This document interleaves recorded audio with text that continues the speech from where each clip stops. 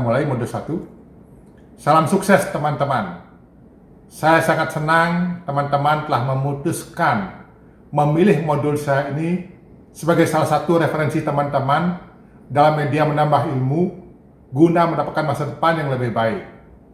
Semua materi yang akan saya sampaikan dalam modul ini sebagian besar adalah hasil eksplorasi saya dalam lebih dari 30 tahun berkarya di bidang pengembangan dan pengelolaan sumber daya manusia.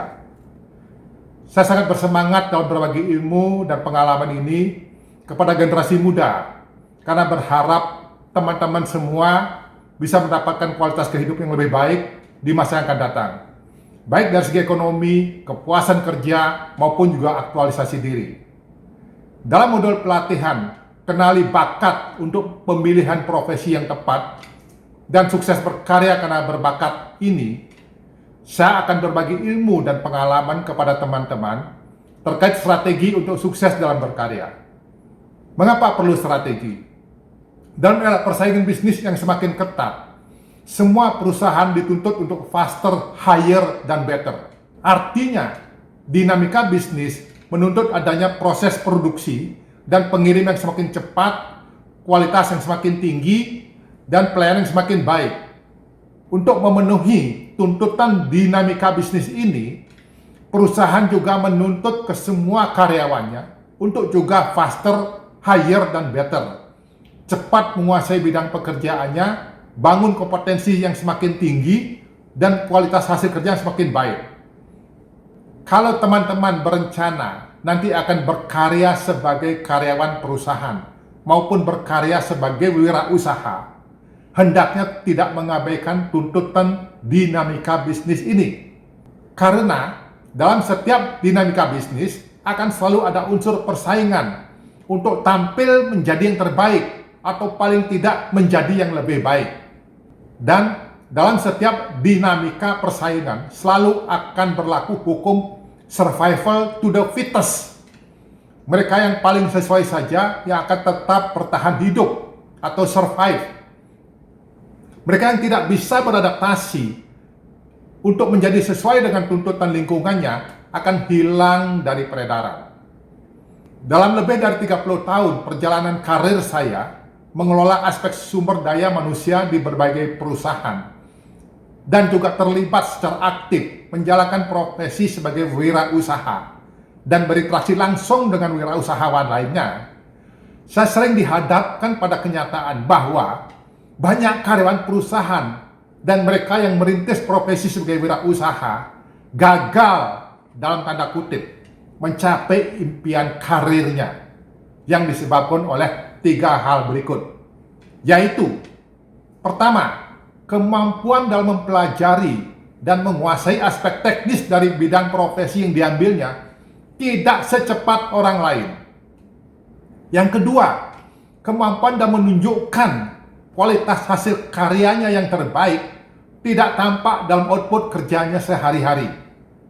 Dan yang ketiga, gairah dalam berkarya menjalankan profesinya semakin menurun karena faktor kebosanan dan kejenuhan. Nah, teman-teman, kalau tidak ingin masuk kelompok gagal dan mencapai impian karir, teman-teman harus mulai sekarang memakai yang namanya strategi. Seperti apa strategi tersebut? Strategi tersebut hanya satu, yaitu fokus. Fokus dalam hal apa? Fokus mengelola bakat. Ada 3 alasan mengapa kita harus fokus mengelola bakat. Pertama, terkait dengan kecepatan.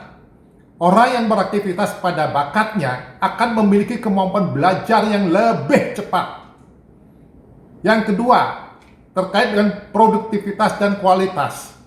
Orang yang beraktivitas pada bakatnya akan mampu bekerja lebih produktif dan menghasilkan kualitas output yang lebih baik. Yang ketiga, terkait dengan keandalan. Orang yang beraktivitas pada bakatnya akan mampu bertahan lebih lama dan bisa diandalkan komitmennya dalam menjalankan tugasnya. Kalau dalam dunia militer, kita mengenal istilah strategi bertempur. Untuk memenangkan suatu pertempuran, setiap jenderal pemimpin pasukan tempur akan memilih berperang di medan tempur di mana mereka kuat dan menghindari bertempur di mana mereka lemah. Dalam berkarya dan berkarir juga berlaku filosofi yang sama. Kalau teman-teman mau sukses dalam berkarya dan berkarir, berkaryalah dan berkarirlah pada area di mana teman-teman memiliki kekuatan, yaitu pada area bakat masing-masing. Maka niscaya teman-teman akan unggul di bidang tersebut dan kesempatan karir terbuka lebar.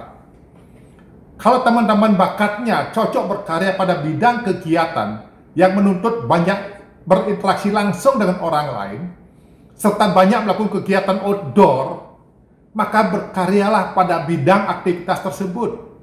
Dan jangan berkarya pada bidang aktivitas yang menuntut duduk berjam-jam di depan komputer menangani pekerjaan administrasi.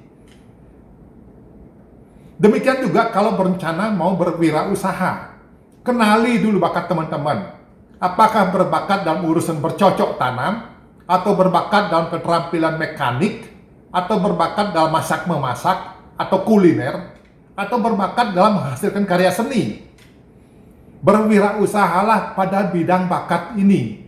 Kalau kita memutuskan untuk memilih berkarya dan melakukan aktivitas yang kurang sesuai dengan bakat kita, maka kita akan lebih lambat dalam menguasai aspek teknis dari bidang profesi tersebut. Sehingga kualitas hasil karya kita tidak akan sebaik mereka yang memang lebih berbakat pada bidang pekerjaan tersebut. Hal ini pada akhirnya akan membuat kita kalah dalam medan persaingan dan menjadi gagal dalam mencapai impian dari karir atau profesi yang kita geluti. Pengertian bakat di sini tidak sama dengan minat. Pemilihan bidang profesi atau pekerjaan harus didasarkan utamanya pada bakat, bukan pada minat. Banyak orang berminat menjadi YouTuber, tetapi tidak semuanya berbakat pada bidang profesi YouTuber tersebut. Karena hal tersebut, kita lihat banyak orang yang mencoba menjalankan profesi sebagai YouTuber, akhirnya hilang dari peredaran. Pemahaman lebih lanjut tentang bakat ini akan kita bahas pada video saya yang kedua setelah video yang ini. Demikian teman-teman, overview saya tentang pentingnya mengenali bakat dalam kaitannya dengan kesuksesan dalam berkarya dan